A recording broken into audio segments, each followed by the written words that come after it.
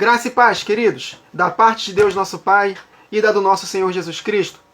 Vamos dar continuidade à nossa série acerca da nossa reflexão sobre o Espírito Santo. Quem é o Espírito Santo?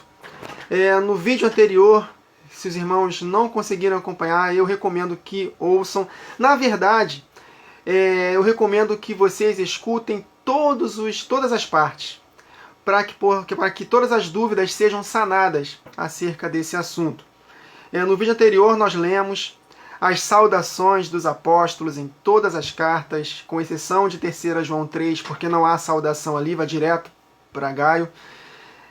Inclusive Apocalipse, em todas só é mencionado a pessoa do Pai e do Filho. Não é mencionado o Espírito Santo como se fosse uma terceira pessoa. Ora, se o Espírito Santo fosse uma terceira pessoa da divindade, coigual ao Pai e ao Filho, jamais o apóstolo Paulo esqueceria de mencionar o Espírito Santo em todas as saudações. E não são só as saudações. Diversas passagens na palavra de Deus nós podemos compreender de fato que o Espírito Santo não é uma pessoa diferente do Pai e do Filho, e sim a união dos dois. Amém? O Espírito que os une, esse é o Espírito Santo, é algo que sai de dentro deles. Vamos meditar no vídeo de hoje mais acerca do Pai e do Filho. Vamos ler aqui alguns textos que eu separei. Tem muito mais. À medida da série, eu vou pesquisando, o que eu for conseguindo enxergar, eu vou anotar aqui e vou passar para os irmãos. Porque é muito importante compreendermos isso, queridos. Esse entendimento é libertador, é maravilhoso conhecermos o nosso Deus. Amém? Vamos lá. O Evangelho de Deus, o Evangelho é de Deus Pai e do seu Filho Jesus Cristo. O Evangelho, queridos, é do Pai e do Filho. 2 Coríntios capítulo 4, versos 3 e 4.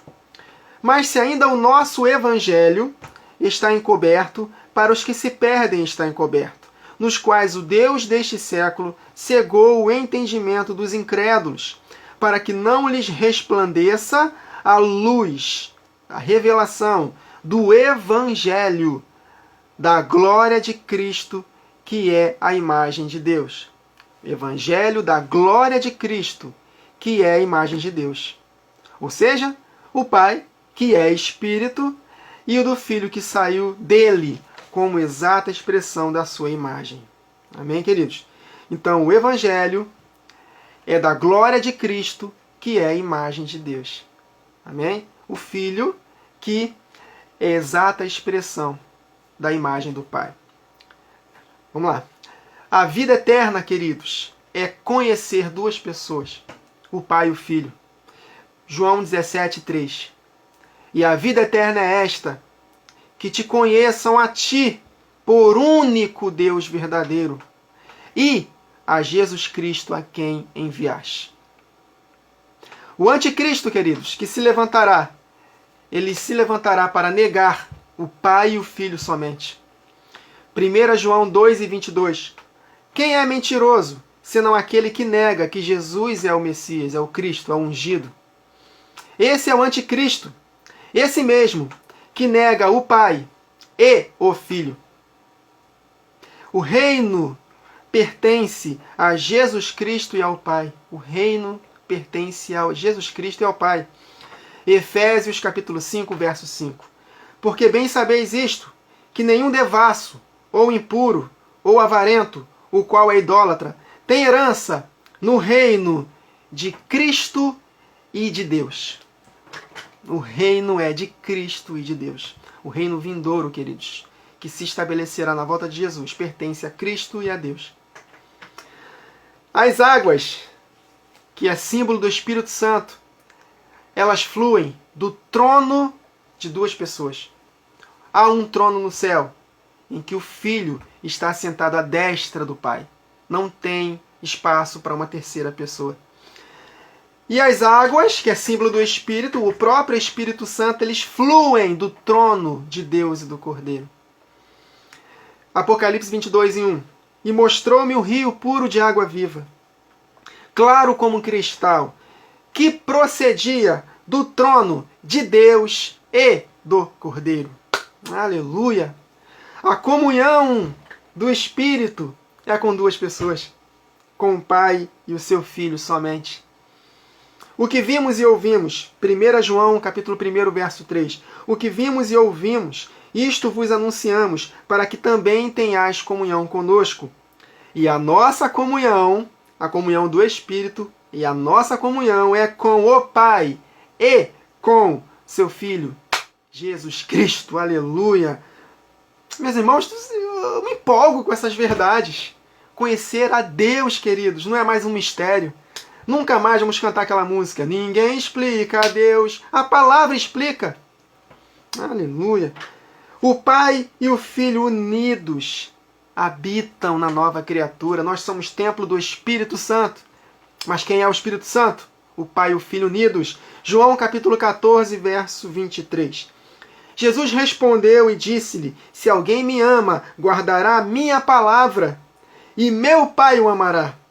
E viremos, eu e o Pai, Jesus Cristo e o Pai, e viremos para Ele, e faremos, eu e o Pai, nele morada.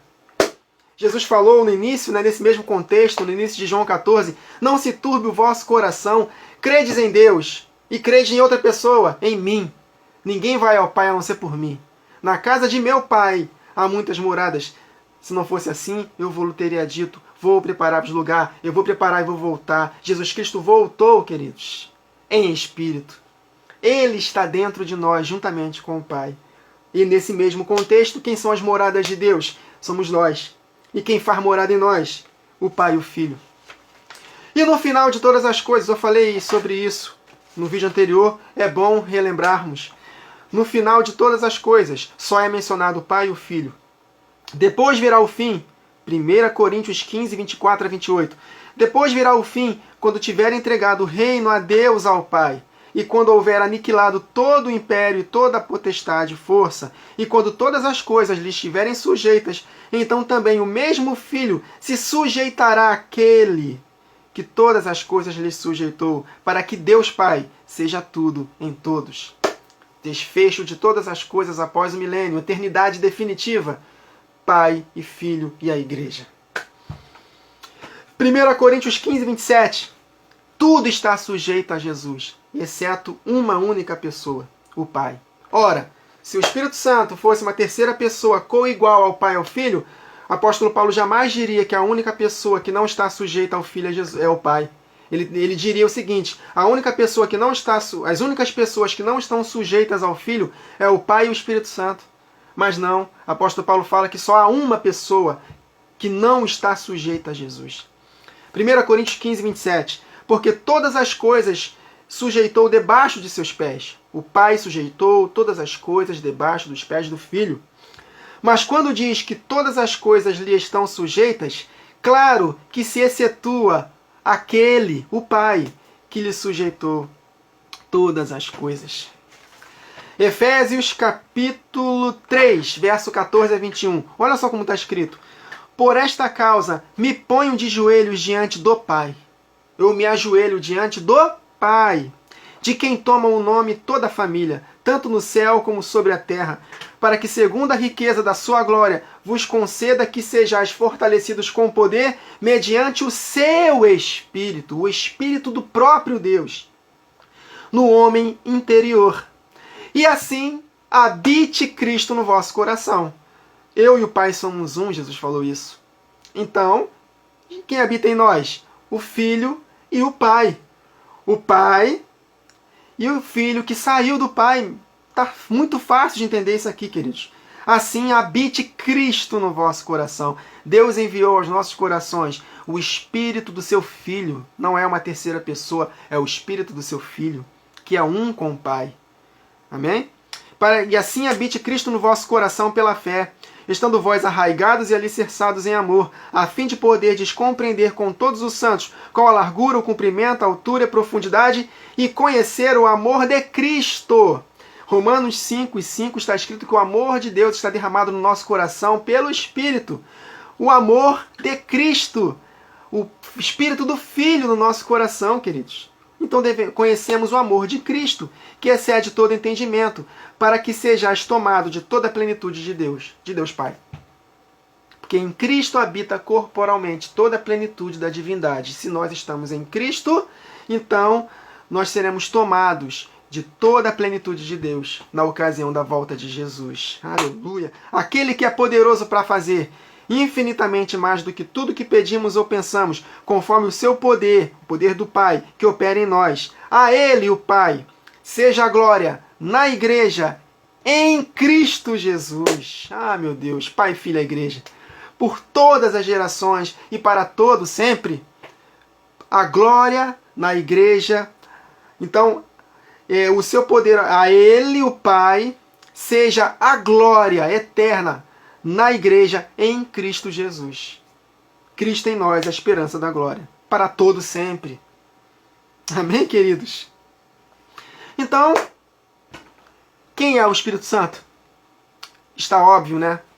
O Pai e o Filho unidos, queridos. O Pai e o Filho. Para finalizarmos, 1 Coríntios capítulo 8, verso 6. Todavia, para nós há um só Deus, de quem é tudo e para quem nós vivemos, e um só Senhor, Jesus Cristo, pelo qual são todas as coisas e nós por Ele. Amém, queridos? Textos incontestáveis. Somando com as saudações no vídeo anterior, não me deixa nenhuma dúvida. Tem muito mais para meditarmos, queridos, muito mais. Essa série está só começando. Amém, queridos? Então, que essa palavra de Deus venha inundar o seu coração. Amém, queridos? Conhecer o nosso Deus, isso nos enche de alegria. É muito bom. Queridos, eu não estou dizendo que quem crê que existe uma trindade, Deus não pode usar, que vai perder a salvação. Pelo amor de Deus. Né? Ao longo da história da igreja, muitos creram, né, no Espírito Santo como terceira pessoa, e são pessoas santas, usadas por Deus, porque Deus não leva em conta o nosso tempo de ignorância, queridos. Né? Saber se Deus é 3 em 1 ou 2 em 1, não importa. Aliás, importa, mas não importa para a nossa salvação, para sermos usados por Ele. Se nós andarmos em santidade, buscarmos a Ele de coração, Ele vai nos usar, crendo que são 3 ou 2. Mas é muito importante conhecermos quem é o nosso Deus. Isso pode determinar um lugar de destaque no milênio. Amém, queridos? O galardão, na eternidade, ele será de acordo com o que nós fizemos e também falamos. Nós seremos julgados pelos pensamentos, pelas ações e também pelas palavras. Então nós seremos julgados e galardoados também de acordo com o que nós estamos ensinando. Amém, queridos? Então é isso. Então até a próxima gravação. Que o Senhor nos abençoe.